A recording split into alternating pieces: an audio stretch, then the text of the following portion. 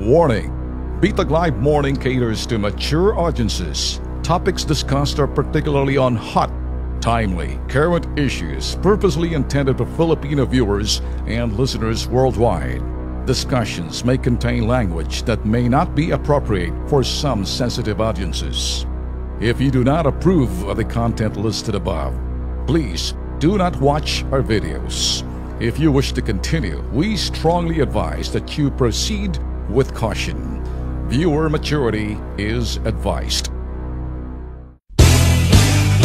Bilang isang kaibigan at isang kaibigan, ako'y magsasabi sa inyo ng totoo. Nagkakamali tayo lahat, kahit sino. Pinanganak tayo talagang magkakaroon tayo ng pagkakamali. Ang maganda sa iyo, ikay sinabi mo, malinis ang iyong konsensya.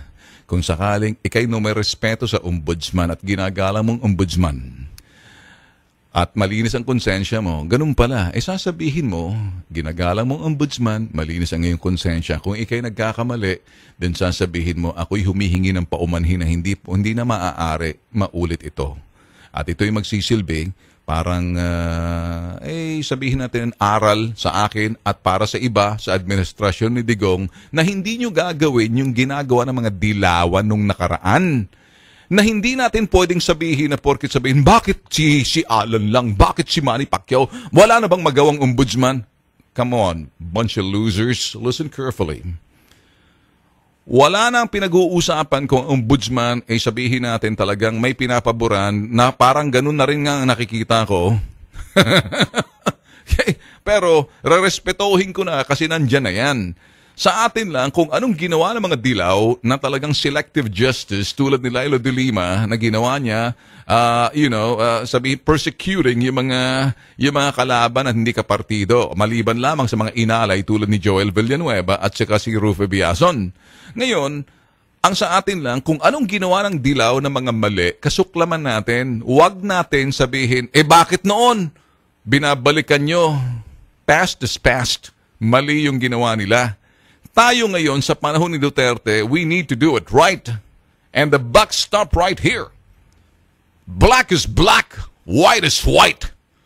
Ang itim ay itim, ang puti ang puti. Hindi pwedeng paghalong putim. Pag sinabi mong putim, nakikita mo, ang puti at itim, pinaghalo mo, putim, putik ang ibig sabihin noon. So wag na natin putikan pa. Kung nagkamali yung mga dilaw sa sistema ng pagpapatupad ng batas, lalo-lalo na sa ombudsman, kung nakikinig din ng ombudsman, ayusin nyo rin. Kayo naman, kung mga iniidolo ninyo, sinusundon ninyo, parang ganon, kasi kung ginawa ng mga nakaraan, hindi ibig sabihin, palusutin natin na to. May mali rito, aminin na lang, magpakumbaba at pagkatapos, shut up, end of story. Ma-appreciate ng tao na nagkakamali tayo at pag-aamin ng pagkakamali, natutuwid natin. Hindi yun nagmamalaki, I will go to jail! Sino ba may sabing ikay pupunta ng jail? I rest my case.